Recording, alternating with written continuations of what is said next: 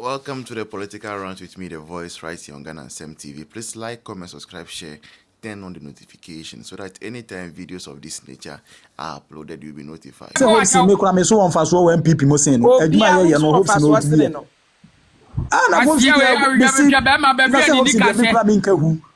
me kura me so on fast wo sen no. Kwasi ahini we kwasi na kwasi asema me se akwa we pa NPP mabunu na ya na tom ni bia ye ntimi nyai. Esenka we yadi kontimes snam no nanka woton kase mu nkase wo no. Hwe na pa no mo ka kire se Hopeson aba. Asia ba mo de ka mo be hu de mo bia me mekọ so. Anu kwa de esia no imagination. One say parties NPP party say dey mu akono na ebiansafo ne animdie fu no da wa na eso no da yese. Eso no da yese. Wato no agu because afiflanto no ne tabu abu bi ma dey say 2028 omo ko sroba form NPP be win because Prince be be Prince one year. Na mamu boni we dey be dey ma. Amamu boni we dey say. This way NPP ni. NPP Ghana Jollof. Amamu boni Muhammad FM ko kan amamu. Womunim say 2028 ya win ye. Sorry, ni enti a o ka say NPP panachon. Hopeson say na dan for ni Kennedy. Aye. You understand? Say Ghana ye NPP for your mistake. Na ye ko fa Kennedy ba o chance. Yes. Me dear me can say NPP Kennedy NPP map fine. But doctor na ya ton no to one ye di lechi. Ono an ye de ne ko. NPP for ya pa mu afọ Koni ya wini election na. Ya wini. Ya wini election na.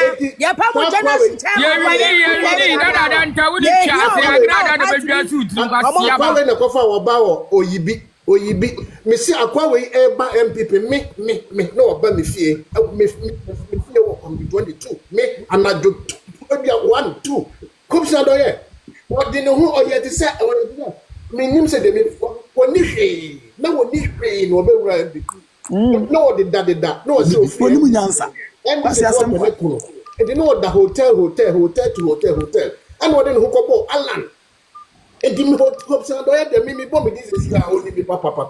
Oh. And the akwa when you nipa we say yes say or saba MPP na yende no. Yeah, me say MPP from penifo nim. This akwa kan yen me say ka ye be organize akoto party me say afoko kura ni kwabne Japan ye yo fi say ya wini election. I say we need 2020 election.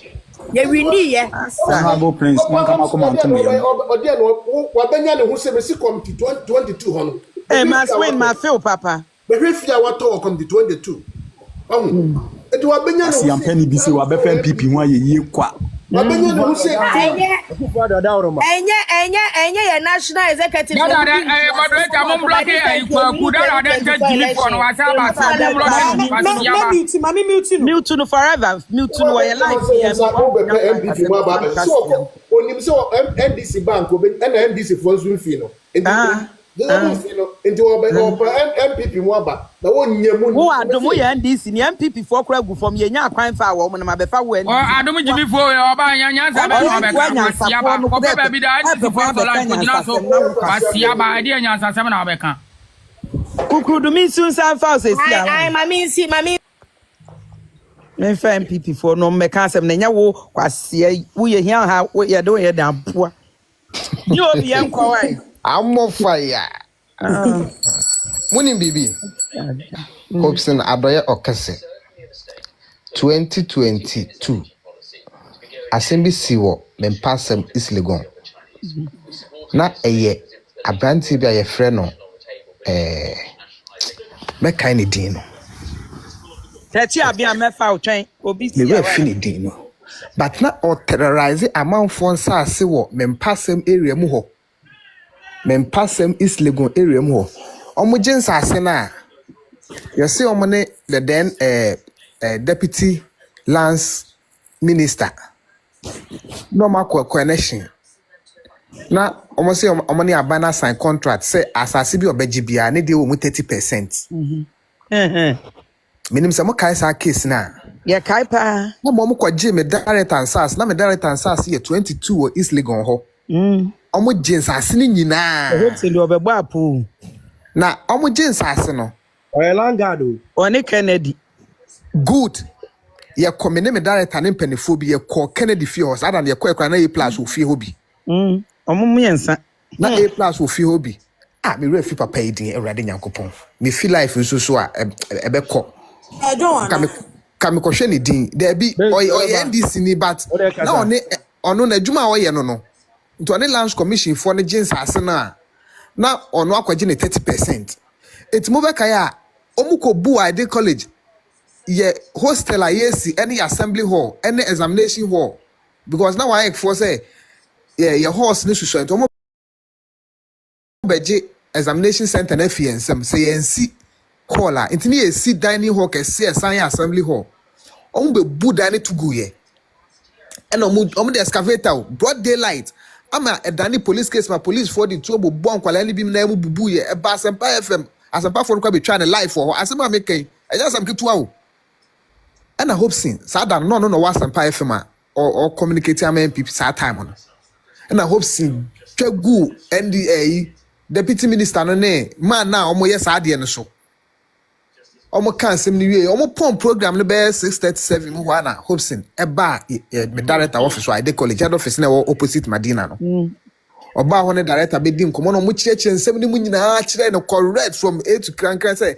ensase ni nyina na ye atrakofo nsase ana mban panikofo hye nkran ahemfo ne bo say me mpasamfo ne say se nyame adom no ba no be wini a ba bi atrako school na nya akwakodu no almost 50 years ni ebi meka ho ye enti sansase no obesan de ama ahemfo ne back enti 2006 no na mban panikofo den sase ne ma me mpasam ahemfo ne na eteshifo senungafo no san de ma omo back ana manfo start ye de etotototo sase no omo toto sase ne wie ye no ana John Mills buy no na John Mills da bi de kofo ye no onte ase ana kofo san de ma asase ne ma government ne back bakofo John Mills san de asase ne ma government ne back no NDC for na pursue ana mo ye ne se wo bia wato asase ne bia no fa but de obi anto ya na de da ho de aban ne be san gina de ana change of government san back 2020 2016 na NDC for no NPP for san buy ana papa yi ebejins as intimidator church say no say aw ana ye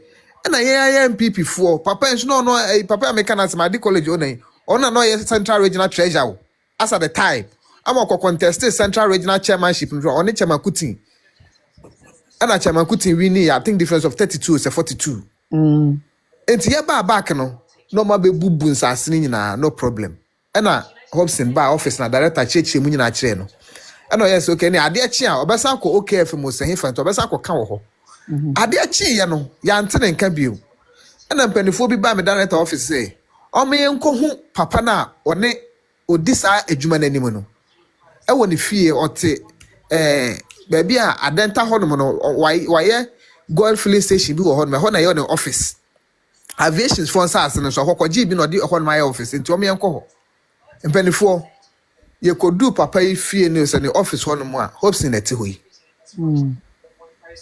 na aduane esi na nim a o di no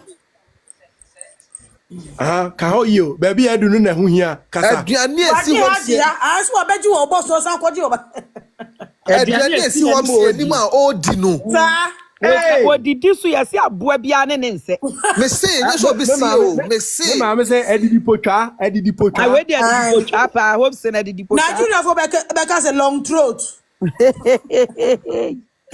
afe oi Hopeson ohun ye ni director ni mpanifo ani mu na me yoma de ne bram prof me wo ni my de college ona ni be friend prof we dey say na asem na ye ne de wo ye na won mu nsha na mo ntrance na mo nka asem ni ye na ade ne de Hopeson de kwasi asem na okodi yo yes akodi akodu abankese mama abankese mfo kras wonsas na do so dodo na nkwa wonsas 30 no na se me wonsas 32 I started to asase a chenye na asem enti party ni so kura me the whole ayewa so west wogon ho secondary school bi ani ho secondary school e wo ho no my ide college enti se bibi ni a me party for ne mo ma ba mo nche me kura my just asase se mo pempo a mema mu 5 na project bia ban the person de boa constituency secondary school kwa no person de sia Kennedy de boni e course wo MPP bia Kennedy insasha Kennedy de mo pese mo de ye bia Woni Hopeson Adorye ne Kwame A+. Menemo ka say wo bia wo Ghana bia wo kofa ide college anim ho obo wo say papa na sase na ho no ma je fi ne sem mo de si police station sisi a menemo ka say me sure cross by this sem o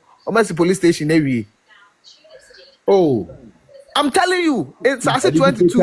Omo jinsase ni nyina. Asiato. Na akwafa oba ye di ni say fufu. Samudim When Ghana dollar for no ka kire wa wo. Munim Trinity asore na wo